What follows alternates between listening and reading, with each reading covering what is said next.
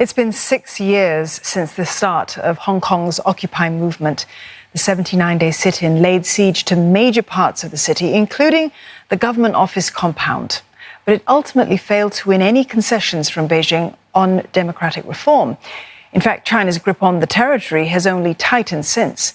But as Roland Lim finds out, the democracy movement remains defiant. It was here at the junction of Tim May Avenue and Harcourt Road that the Occupy movement began 6 years ago. That's when thousands of people congregated in front of government headquarters, spilled onto the streets and forced the police to resort to tear gas. That in turn spurred tens of thousands of people to take over major parts of the city for more than 2.5 months. The failure to win concessions from Beijing set the stage last year for the citywide anti-extradition bill protests that lasted for months, the biggest civil and political unrest since the city's handover back to China in 1997. Occupy protesters are still counting the costs of their participation. More than 10,000 arrests have been made by the police, and at least 2,200 have been charged for various offences since the 2014 umbrella movement. The repercussions from the anti-extradition bill protests are expected to be far and wide. Dr. Kwok Kake is considered a moderate Democrat in the city's 70-seat legislature. But in the run-up to the September Legislative Council elections that has now been postponed for a year due to the coronavirus, he and his fellow party members, Alvin Yeung and Dennis Kwok, were disqualified for running another term. Returning officers ruled that they would not uphold the Basic Law and accused them of having solicited foreign interference in Hong Kong.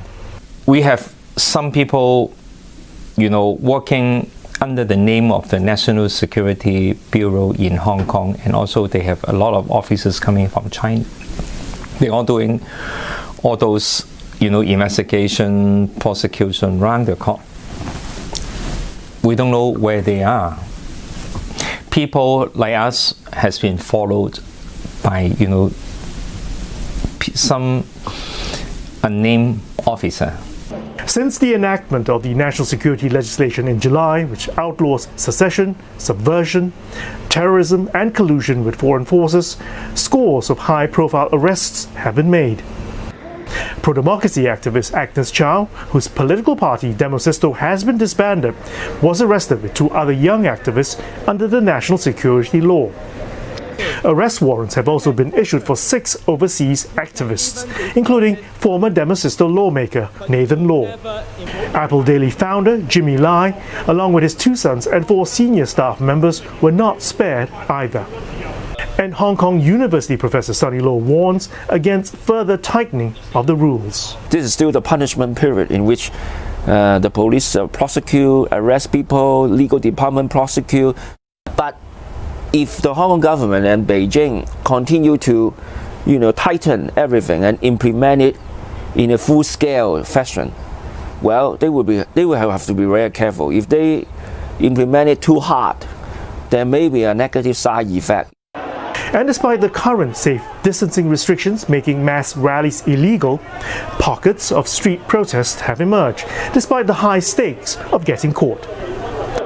But Dr. Kwok believes that the democracy movement is here to stay. I think the people's movement will come back. But under the new situation, we need to be quite careful how to conduct this kind of mass activities, because easily people who organize or to support these activities will be sent to jail. In the meantime, the opposition are latching on to hot-button issues, like the 12 Hong Kongers captured at sea last month by mainland authorities while trying to flee to Taiwan. As well as the case of Chan Tong Kai, the murder suspect whose case triggered the extradition bill, who wants to surrender himself to Taiwan authorities once the borders reopen. Roland Lim, CNA, Hong Kong.